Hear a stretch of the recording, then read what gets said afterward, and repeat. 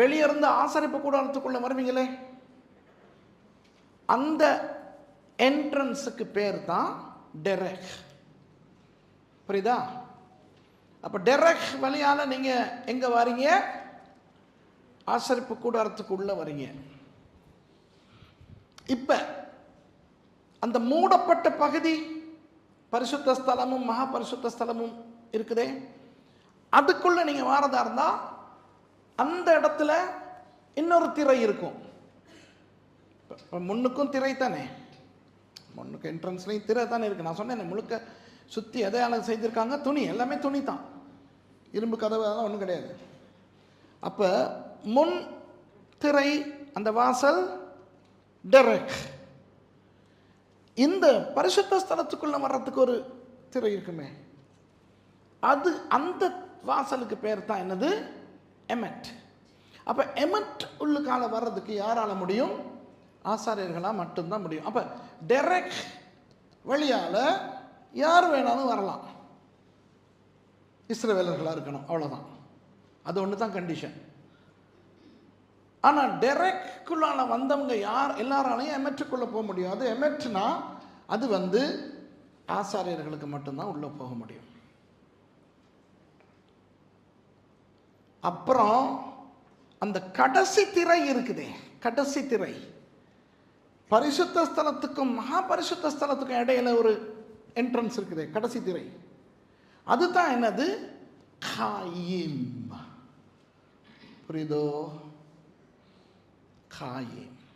யோவான் 14:6 என்ன இருக்குது? இயேசு என்ன சொல்றாரு? நானே வழியும் சத்தியமும் ஜீவனுமாய் இருக்கிறேன். அது தமிழ்ல.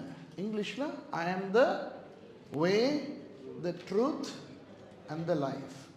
எபிரேய மொழியில ஹயா, அதாவது நானே, டெரெக், வா எமெட், வா ஹாயிம்னு தான் இயேசுவானவர் சொல்றார்.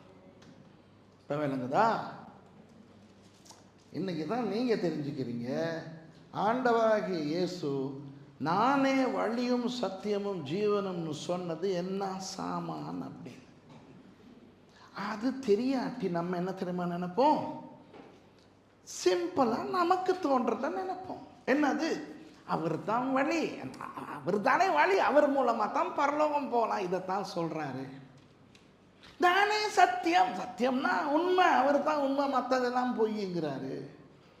ஜீவன் அப்படின்னா நான் தான் நித்திய ஜீவனுங்கிறாரு, என் மூலமா இல்லாட்டி நீ நித்திய நரகத்துக்கு போ. இப்படி தானே நம்ம நினைக்கிறோம், ஆமாவா இல்லையா? ஆனா இயேசுவானவர் சொன்னதுல அதை விட பயங்கர ஆழம் இருந்ததுன்னு இயேசுவானவருக்கும் தெரியும். அது அவர் யாருக்கு சொன்னாரோ அதை கேட்டுக்கிட்டு இருந்தவங்களுக்கும் தெரியும். 2000 வருஷத்துக்கு பிறகு ஓரத்தில் இருக்கிற நமக்கு தான் தெரியல. அதனால நம்ம சிம்பிளாக எடுத்துட்டு சும்மா இருக்கிறோம். புரியுதா? அப்போ இயேசு அன்னைக்கு அதை சொல்லும்போது அவர் பயங்கரமான அர்த்தங்களோட தானே சொல்லியிருப்பாரு. அதை விளக்கப்படுத்த தேவையில்லை தானே, ஏன்னா கேட்டவனுக்கு தான் புரியுது. ஏன்னா அவனுக்கு, யூதனுக்கு டெரெக்ஷனுடைய முக்கியத்துவம், எமெட்டனுடைய முக்கியத்துவம், காயினுடைய முக்கியத்துவம் அவனுக்கு தெரியுமா தெரியாதா? இது ஒரு பெரிய வெளிப்பாடு, இது ஒரு பெரிய ஒரு ரகசியத்தை ஆண்டவர் வெளிப்படுத்துறதா இருக்கும். ஏன்னு சொன்னால் சும்மா நானே வழியும் சத்தியமும் ஜீவனுமா இருக்கிறேனுங்கிறத ஒரு வெறும் சுவிசேஷத்துக்கு பயன்படுத்துகிற ஒரு விஷயம் மாதிரி நிறைய பேர் நினச்சிக்கிட்டு இருக்காங்க.